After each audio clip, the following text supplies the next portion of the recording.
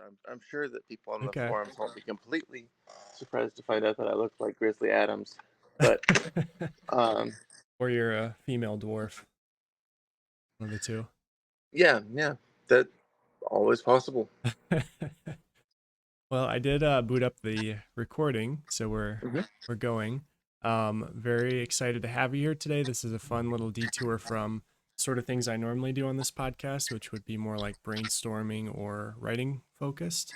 Okay. My writing, that is. So excited to take a few minutes here and look at a little bit of your journey as a writer and where you're at today and what sort of direction or goals you got. I think that'll be really neat. So, you want to take me back a little bit to maybe even before things like binary systems and some of the other titles that you've got in Royal Road? You want to take Yeah. me back to, was there a starting point where you got that itch to write, or did it start even earlier than that? So back in high school, there was a Z7 Envision Free forum called Royal Road, Okay. or not Royal Road, Royal Planet. Sorry. Um, I'm still, yep, as I said, sleepy. But yeah, Role Play Planet, hosted by one of my friends in high school. And so he and I, and basically nobody else, filled an entire forum's worth of, you know, role play content for, I don't know, years. Wow. And then Entrepreneur. he deleted the the website. So Oh, none of early my stuff is around to read anymore. But I got a lot of time spent writing where I could see someone else also writing hmm. and growing along with me. So that there's something to that when you've got people with different styles Hmm. growing together. He was very analytical. Everything that he did was probably grammatically correct. Uh, he hit Edgar Allan Poe was his favorite writer. I like Poe, but he's not my favorite writer. Hmm. Yeah, probably Jim Butcher at the time Hmm. was fine. So you've got different styles coming together, and I think an awareness that there were a bunch of different styles out there did probably help some. Okay. Did Um, that take a form of like a writer group almost, or was it an informal back and forth? well, he was the site admin. Mm-hmm. I was the, I guess, main site contributor, and then whoever we dated or any like really close friends might join for a time and write something. So I don't I don't know. It was good practice. You got past some of the basics, like you can't invent an animal and put it in the text. Like that And sounds really obvious, but and people know what it is. it's not obvious actually. People don't know what the difference is between a good mystery and a bad mystery. Hmm. A It's good mystery interesting. is something where you want to know why something happened because you know enough to understand what happened. Sure. The other sort of mystery is like if someone says a word in Spanish, you're like, oh, okay, well, I don't speak that language. Sure. Uh, but if you have a translator, you can fix that. But names are bad mysteries, and uh, questions are good mysteries. So It's fascinating. The mystery itself is important. It's the peripherals that you need to give enough that the reader can start digging into that mystery. Yeah, It's not even interesting. it's not fair if you don't have enough clues, Mm-hmm. but even more than that, even before you get to fair, it's interesting Uh, because the brain isn't going to pick up on it if it's like there's a random pattern in the whitewash. Okay, well, I don't care. sure.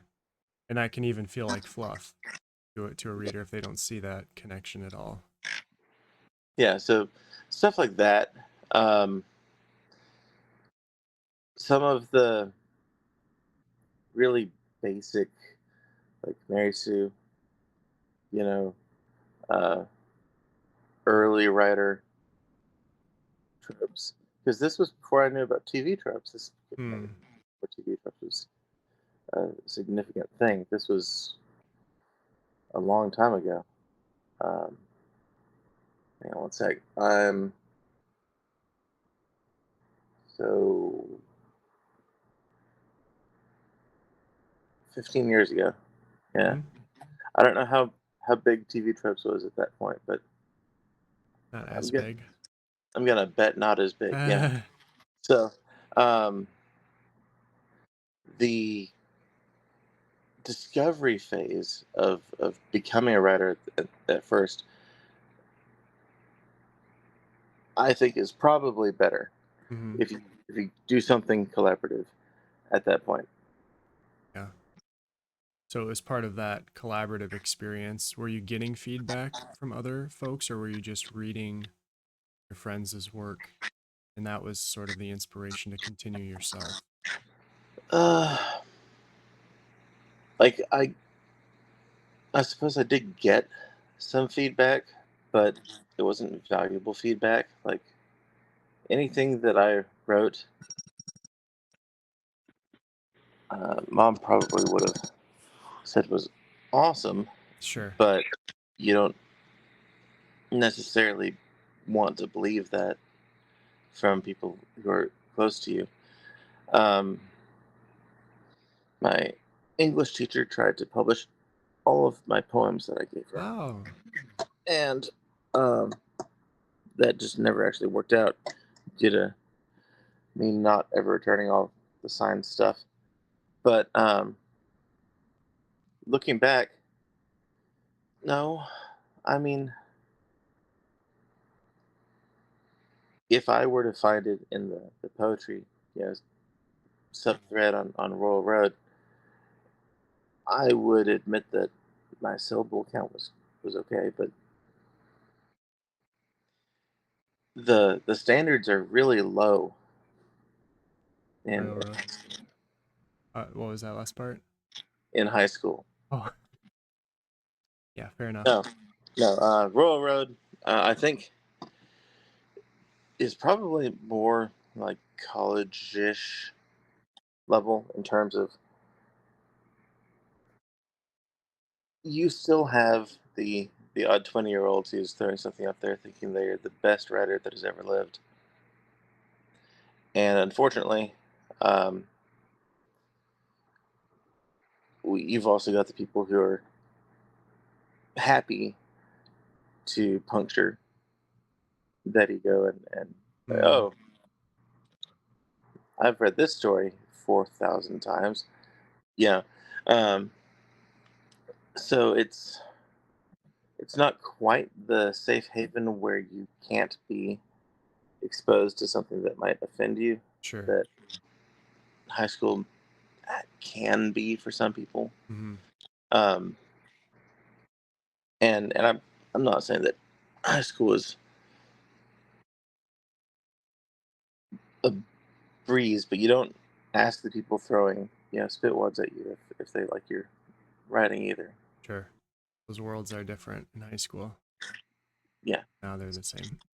but now they're the same because now we're adults and we have to put our ideas out there for everyone.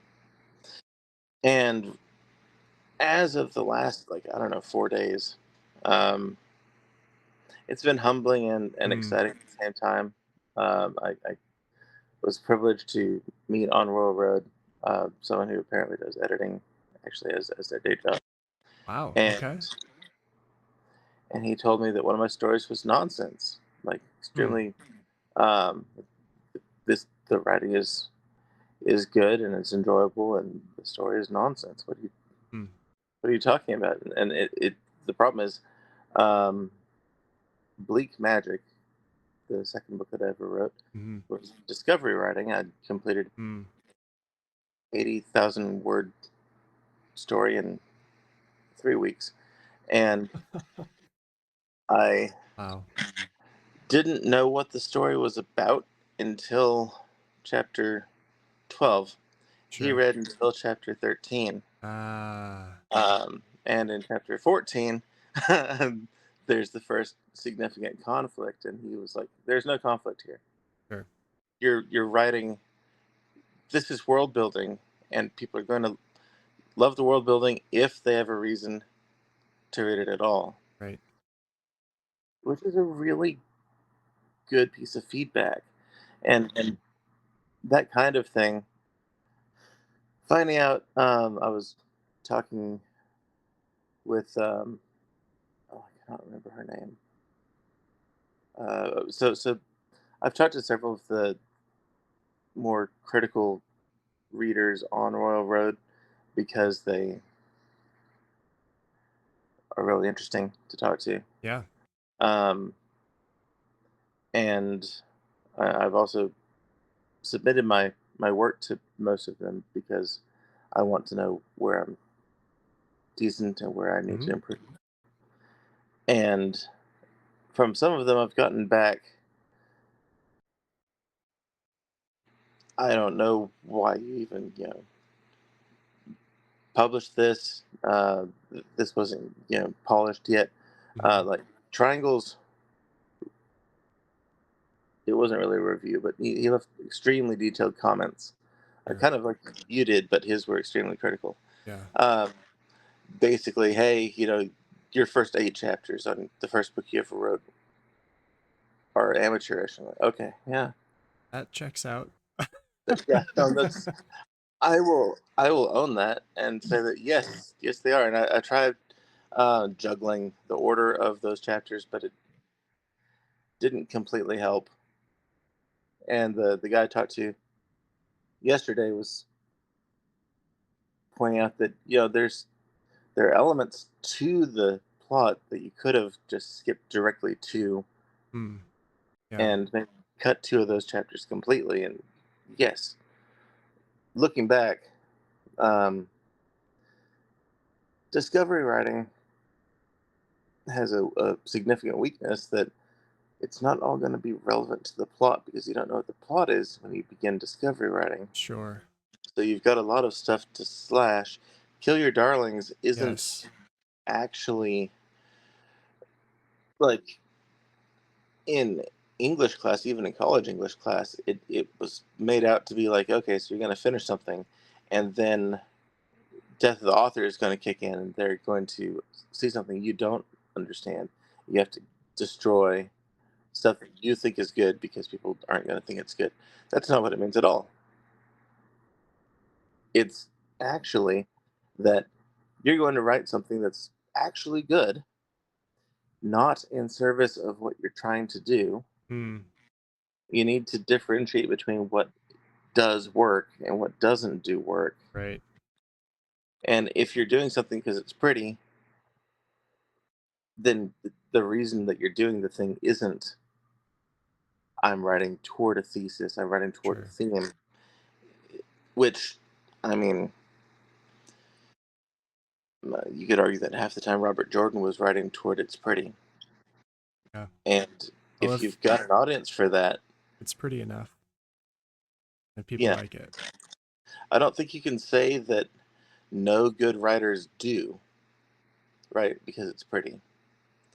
But I think you can say that structurally speaking, it's not efficient Hmm. to write because it's pretty.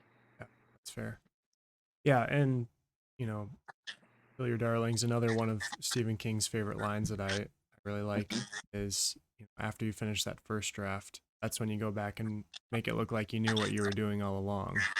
So there should be that Yeah. big difference between the first draft of a discovery writer and going through those revision steps to trim those pretty pieces out, like you said.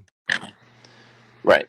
And if you, it's 80,000 words, so I don't know if you would actually want to, but if you were to read Bleak Magic, you would discover that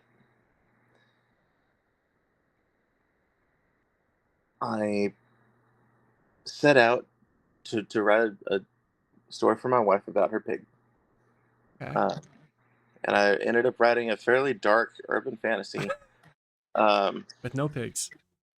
no, the pig is the hero, Oh, beautiful. but You stayed true to your goal. it's really dark. Um, the biggest issue that I ran into in binary systems, and I put it on the author's note, but I don't think anyone ever believed me. It it was a writer's exercise. I was going to complete a short story, 298,000 words long, apparently, by the time I finished it. Yeah. But I was going to complete a short story to prove to myself that I could complete a story at all. Hmm. And then I was going to write something I cared about. Yeah. And About Twilight, right? A yeah, variation of Twilight. I read that this morning. yeah. So the rationalist takes on Twilight are still not very rational.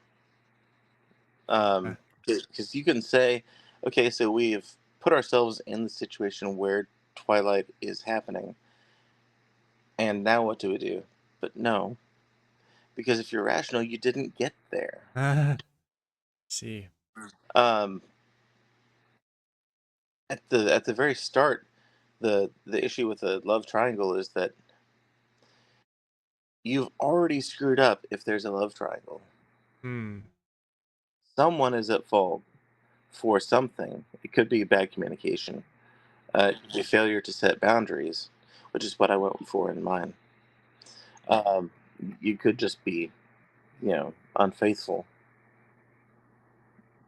but something went wrong for you to end up with a love triangle.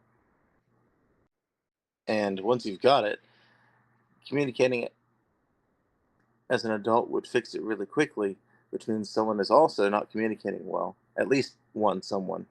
Hmm. And um, so I tried to write a story in which three mature adults navigate a love triangle Hmm. without demeaning anyone. Yeah. And it took me 300,000 words. What I think is interesting is you use the backdrop of almost like a game lit sci-fi setting Yeah. as one of the modes to communicate that, which is not what I'd expect for what sounding like the root of the story being this more mature or realistic love triangle. So I started off, I was just going to write, like a modern romance, I guess. And then I thought, okay, well, but where are the stakes? Like, why do I care if he chooses girl A or B? Hmm. I can give them whatever characteristics I want.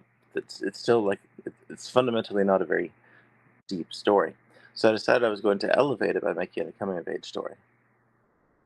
The reason he can choose is because he grows up. Before he Escaping. grows up, he's not able to choose. Why is growing up hard? Corporate power struggle. Why does that make sense? Sci-fi setting. How does he get out of it? How does he express himself? VR game setting.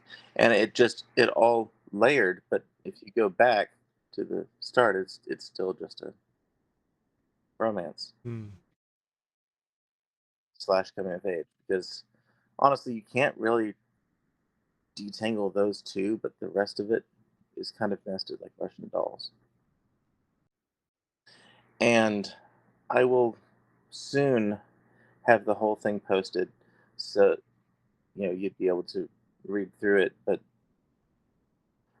I'm actually really happy I didn't bulk post the whole thing, because when I was in, like, I don't know, the last 10,000 words or so, I was also burnt out. Mm. After a year of writing, I know that the pace isn't that high, but the number of editing passes that the Mm. most edited chapters had, it was like 30 passes. Goodness. And then the ones that I was just doing maybe got 0 passes. Hmm. Like, and because I used the snowflake method. I don't know if you've. No, could you tell me about that? Okay, yeah. I linked to it from one of my forum posts, but it's you've you start off with a sentence, topic sentence, like you're writing an English essay. Um, Boy escapes, his corporate father's influence and pursues the girl of his dreams on Mars. Killer opening. Thank you. So you take that, and then you take every element of that sentence, not necessarily every word, but just every significant element. You chunk it, make that into its own sentence, Okay. and then you take every significant element that you just unearthed, and you give it its own paragraph. Oh, And then once you've got a whole, like, several page topic document, yeah. you sit down and think, okay, well, now we're going to make an outline. And as you go through the outline, you also follow the same process where you go from um, concept to sentence to paragraph to page. And in the end, I had, I don't know, 200 or so, 200 to 300 word um, sentence, or not sentence, scene summaries Okay. uh, for my For the, whole story. And oh, I grouped a bunch of them together, so, like, you don't have to have 200 chapters for that, because a lot of chapters can do multiple things at once. And as you go, if you are actually a discovery writer in your bones, and you're just writing to an outline instead of from an outline, you're going mhm. to discover that, in fact, I just invalidated the next 30 chapters on my outline, and I have to do it Right. again. Um, but I am also not going to go back, because this makes sense this way, and I'm going to keep it. So, like, it's not as simple as just make the really detailed outline and stay there. Sure. Yeah, I just did an episode where I outlined a combat scene novel, and then I've since wrote it, and 60% different. What I had meticulously outlined, Mm, point by point. This is why this is the best sequence. But then you begin writing, and pacing feels different. Character motivation isn't quite right, and then all of a sudden you're by degrees you keep shifting off the course. absolutely. Yeah. So is that typical of your approach, where you'll do something like the snowflake outline to get an idea of where the story's headed, and then you fill in gaps through discovery, or was the snowflake method more of an outlier?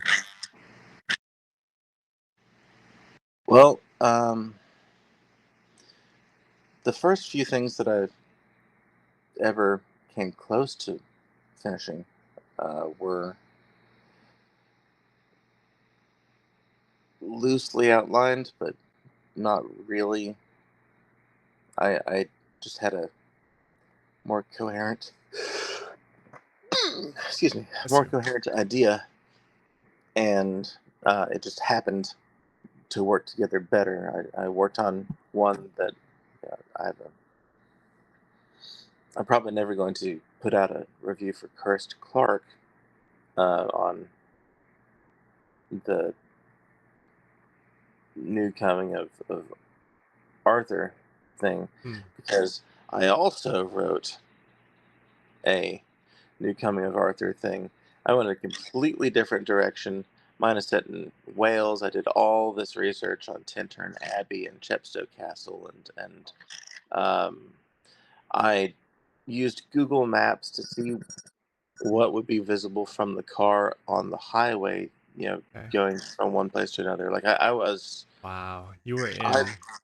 I did math to figure out how high a lightning strike uh, could come from with I'm also a physics nerd, so like if you read some of my stuff, you'll see that. But um, I did heavy research on one. Talked to one of my uncles that we really aren't close, but I did talk to him about ballistics of shooting Hmm. through plate glass because he's a big gun nut, that sort of Hmm. thing. So like I went all out and just never finished it, and I stopped because um, I asked for feedback and I got some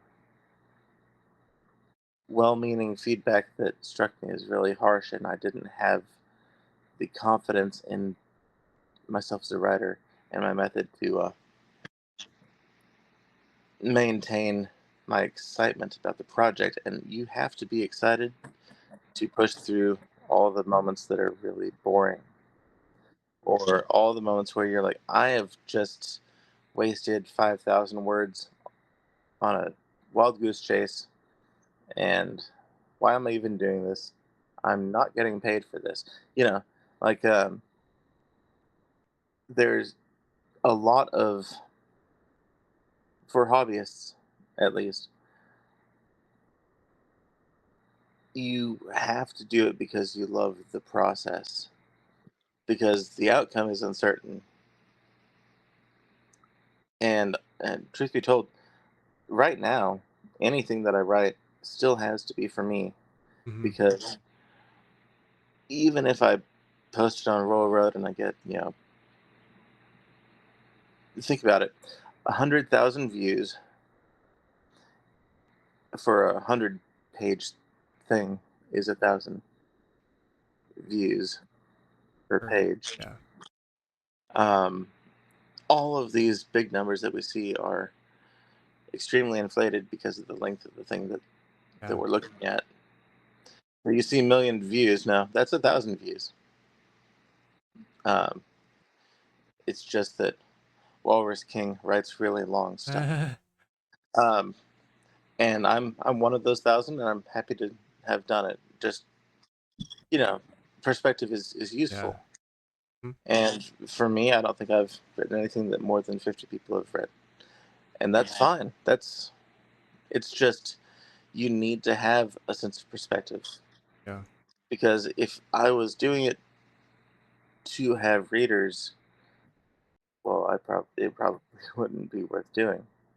Yeah. If that's the primary motivation, you can't put yourself through that work for somebody else. It's got to be in you. Yeah. So I wrote a book for my wife about her pig. I wrote a book for me to prove that I could write, and now I'm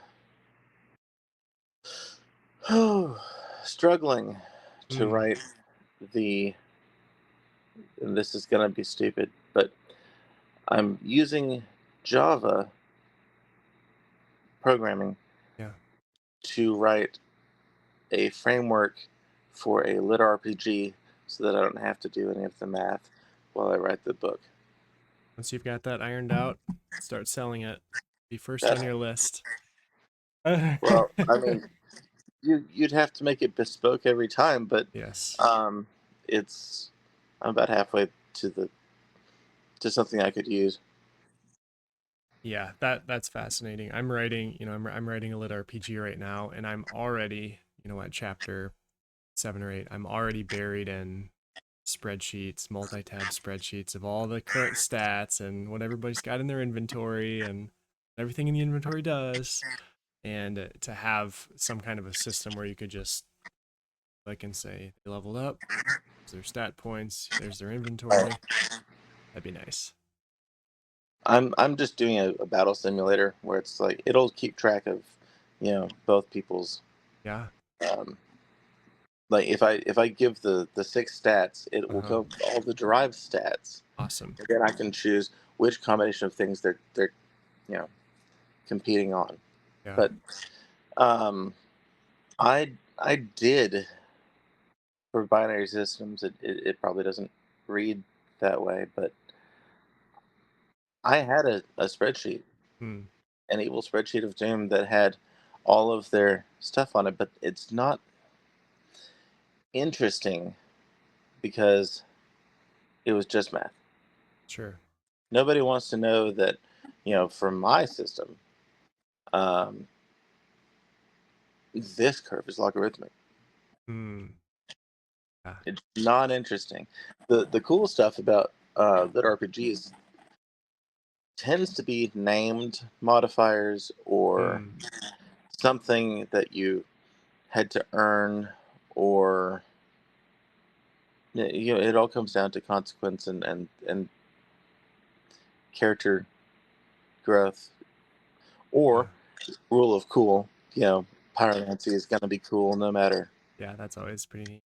Yeah, I would say as I'm thinking about that, what matters in lit RPG is the reader's awareness of the deltas. So how strong is my character in this area? How strong is what they're trying to do?